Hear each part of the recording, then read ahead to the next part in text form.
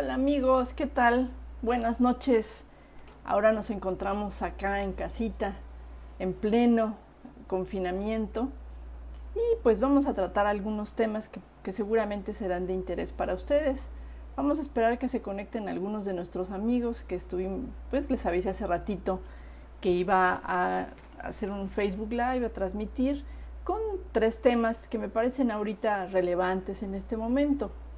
Uno de ellos es pues las oportunidades que nos dan este tipo de situaciones, estos cambios. Otro, algunas sugerencias para este confinamiento. Y uno más, ¿qué sucedió en Portugal diferente a lo sucedido en España? Es una lección que muy probablemente debíamos de aprender aquí en México. Así que vámonos a desarrollar.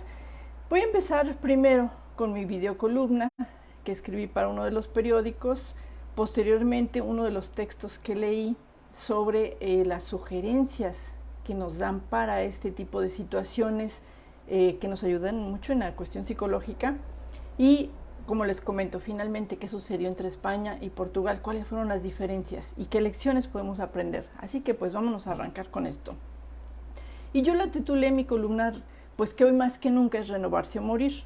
Y les voy a decir por qué. Porque todo este tipo de situaciones o a veces guerras, a veces estas situaciones muy impensables, nos dan una oportunidad de cambio. Por ejemplo, en la forma de trabajar. Fíjense, la adversidad que se puede enfrentar, y estoy segura que se puede enfrentar con optimismo o con pesimismo. Cada quien decide cómo las va a enfrentar. Y depende de dónde nos inclinamos, hacia dónde inclinamos esta balanza, es que represente una oportunidad para quien la aproveche o una desgracia para quien deje pasar estas oportunidades. Y mientras este virus paraliza al mundo, casi al mundo completo, paraliza las economías, fíjense, no han faltado jóvenes que están experimentando un auge inesperado con las ideas correctas en el momento correcto. ¿Cómo está esta situación? Pasan de las lecciones de no saber qué hacer a dar soluciones. Fíjense, los países en desarrollo estamos ante una situación que podría convertirse en una recesión profunda y prolongada. Ya la pandemia de este coronavirus obliga a una cuarta parte de la humanidad a confinarse y no hay que ser demasiado listo para observar que ello pues detiene la economía mundial.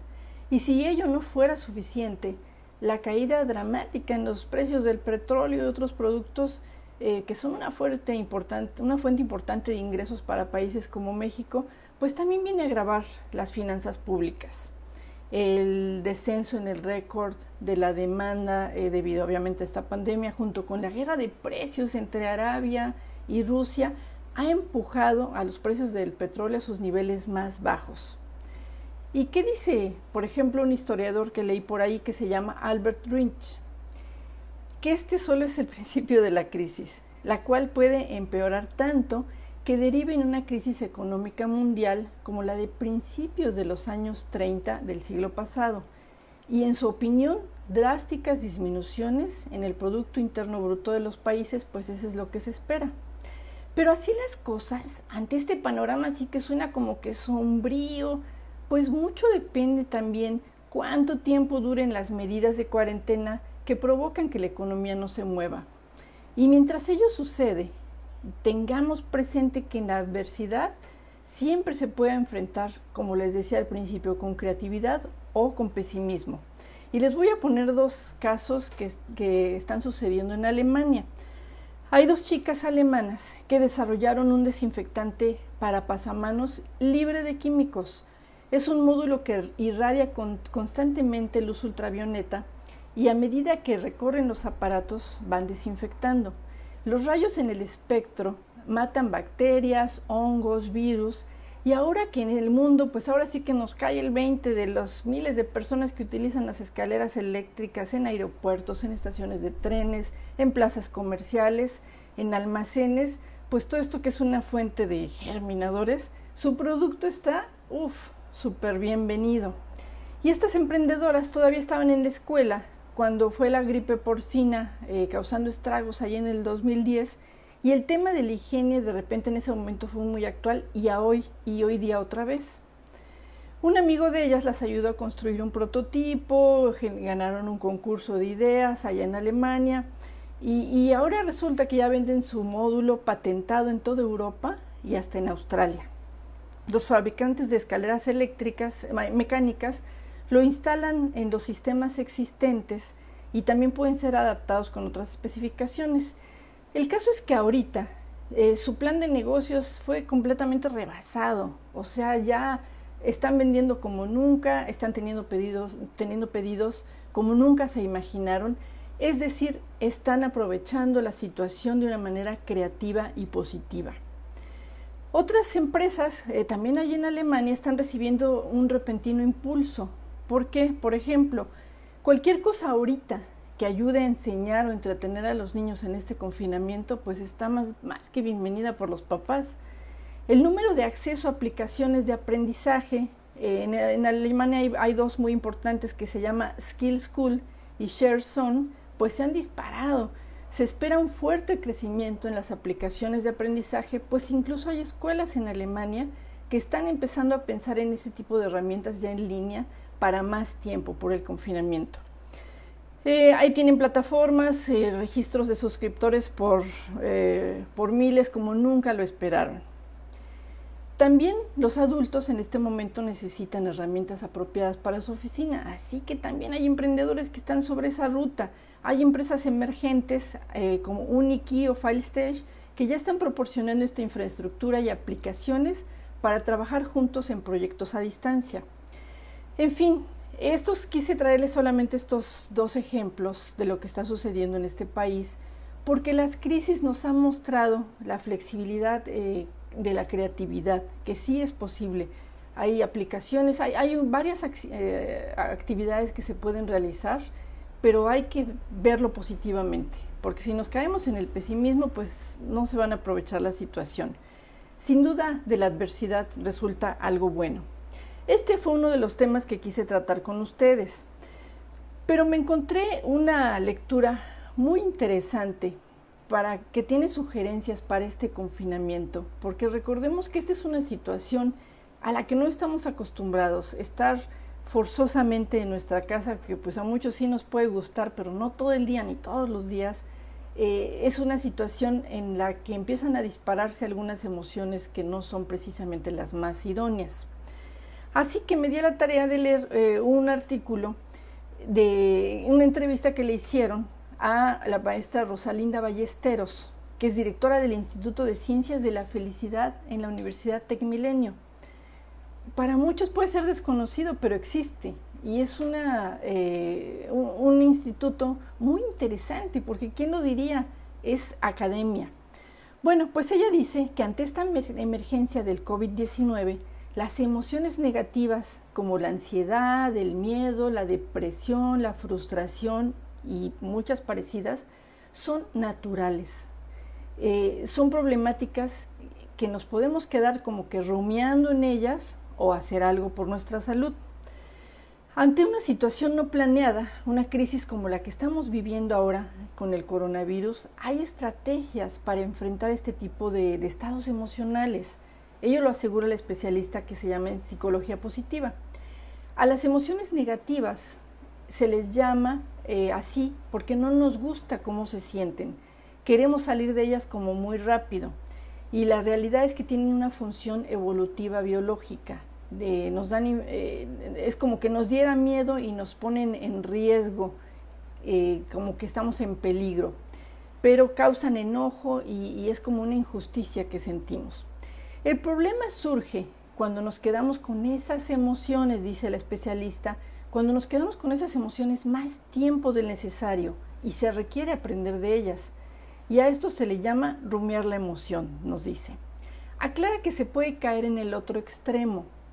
Personas que en situaciones de riesgo dicen, ay, aquí no pasa nada, y estas situaciones las dejan como si no fueran a tener repercusiones. La especialista advierte que las emociones negativas tienen un peso muy fuerte en la memoria y por eso necesitamos experimentar muchas más emociones positivas, como la esperanza, la gratitud, la alegría, y más que las negativas en un solo día. Hay que evitar los pensamientos que se vayan del lado negativo permanentemente, nos dice el especialista. ¿Qué es lo peor que puede pasar? Hay que preguntarnos este tipo de situaciones. Es como un pequeño ejercicio que ella nos sugiere. ¿Qué es lo mejor que puede pasar? ¿Qué es lo que probablemente puede suceder? ¿Y qué es lo peor que puede pasar? Y hacer un plan para lo más probable. Tener muy visible que debemos tener ciertas metas a largo plazo porque esta situación es temporal. Para distraer la mente, la especialista recomienda buscar una red de apoyo, contactar a personas para mantenernos ocupados, pedirles que nos ayuden a despejar pensamientos negativos. Otra opción es tomar nuestra sensación de control y hacer una rutina con las cosas que sí tenemos y que sí podemos organizar, en lugar de pensar demasiado al futuro que todavía no es no sabemos qué va a suceder. ¿Cómo ayudar a alguien de tu entorno que está ansioso o con miedo? Que es una de las emociones que se pueden tener en estos momentos. Dice la especialista, la mejor forma de ayudarle es dejarlo llevar la pauta y preguntarle qué necesita. No debemos minimizar lo que sienten o invalidarlo. En algunas ocasiones el miedo proviene de experiencias anteriores y no todos experimentamos las mismas situaciones en el mismo modo. Hay que ayudarles a ubicar sus recursos, lo que sí tienen y lo que pueden controlar. Ejercicios de meditación, respiraciones también lo recomienda, es lo que dice que ayuda mucho también. En el laboral dice que si estamos en casa, pues hagamos una agenda, tengamos momentos de descanso para levantarnos, para movernos, asegurar que tenemos información de medios confiables y generar información oficial de medios confiables también, evitar la desinformación. Dice que con amigos y con familia, pues igual la distancia es nada más física, pero necesitamos la conexión con los otros, mantener el contacto social a través de los medios virtuales, por ejemplo, lo que estamos haciendo ahorita, que nos estamos acompañando, y así no vivimos el aislamiento como demasiado solos. Ofrecer ayuda en la medida de lo posible también, y si por ejemplo tenemos la tecnología y podemos guiar a otros que no la saben utilizar, pues también esa es una ayuda muy importante para las personas. O hay quienes saben de cocina y están dando algunas recetas, hay quienes saben de yoga y las están pues ahora sí que compartiendo. También pueden orientar sobre cualquier otro tema que uno no sea, que sea especialista, o si no es tan especialista pero lo conoce, se puede estar orientando. El caso es ocuparnos y ver las cuestiones que podemos hacer positivas, que pueden ser muchísimas. Ahorita la tecnología nos puede ayudar en esta situación.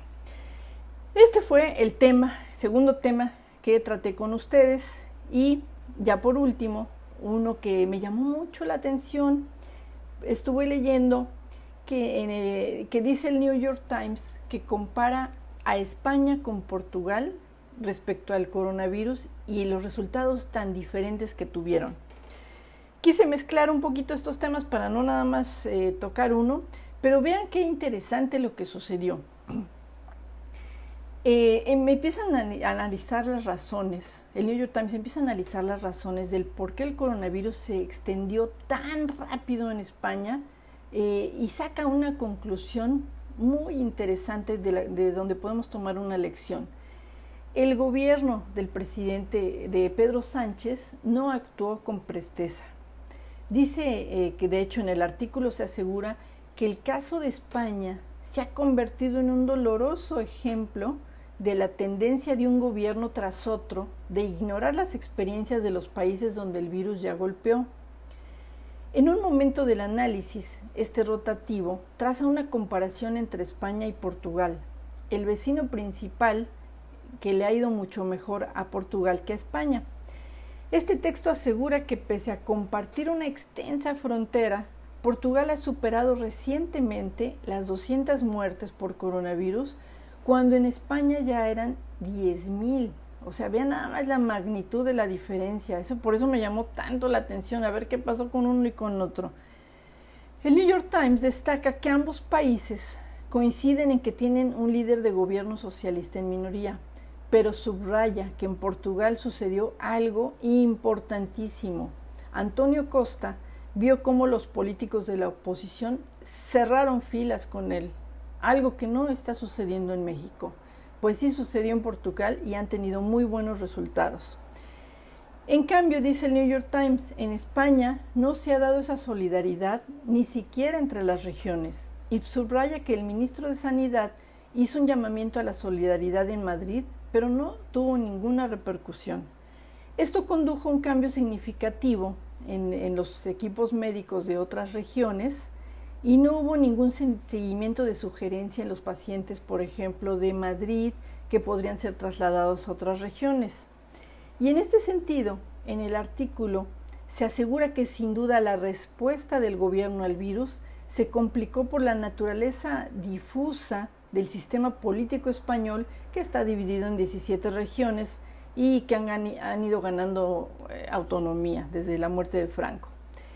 Tampoco ayudó que la emergencia llegase con un nuevo y frágil gobierno de coalición, primero en España, y la brecha entre la toma de decisiones regionales y nacionales también alentó a muchos residentes adinerados de Madrid a correr a sus hogares junto al mar una vez que se cerraron las escuelas en Madrid. Y esto tuvo un riesgo que propagó el virus que ya estaba firmemente arraigado en la capital de España. Así pues, esta situación fue que en Portugal todos fueron uno, digamos, para contrarrestar este virus, mientras que en España fue muy disperso, no hubo esa unión. ¿Qué estamos viendo nosotros en México? Que está sucediendo algo similar a España. Cada quien está jalando por su lado y no estamos siendo todos uno para controlar esto que es una pandemia que pues puede causar muchísimas muertes también en nuestro país. Recordemos que estamos en la fase 2 y la recomendación, por supuesto, es no estarse desplazando y si hay que salir solamente a lo más urgente, necesario, que es probablemente a la dotación de alimentos, y nada más tiene que ir una persona por familia, no todos. Yo me despido con la reflexión de por qué no debemos de salir. Básicamente es porque si todos nos llegásemos a enfermar al mismo tiempo, colapsaría el sistema hospitalario, público y privado. Aquí el virus no está respetando pobres, ricos, negros, blancos, trabajadores, patrones, musulmanes, cristianos. Este es un virus que está atacando a todos. De manera que no podemos hacer que provocar que colapse el sistema hospitalario de nuestro país. Por eso esa es la recomendación y ya debía de ser una instrucción que ya debemos acatar todos, estar en casa y no estar saliendo con esa probabilidad de contagio para los otros y para uno mismo. Pues amigos, esto fue lo que les quise compartir el día de hoy. Estamos aquí en nuestra casita y pues tratemos de pasarla lo mejor posible, aprender algo, leer, ocupémonos en algo positivo. Y si podemos ayudar a alguien, ya sea a través de la tecnología o de la manera que sea, hagámoslo. Estos son momentos para ser solidarios. Nos vemos en una próxima. Les recuerdo que mi nombre es Ivette Gess y estamos por acá. Que descansen.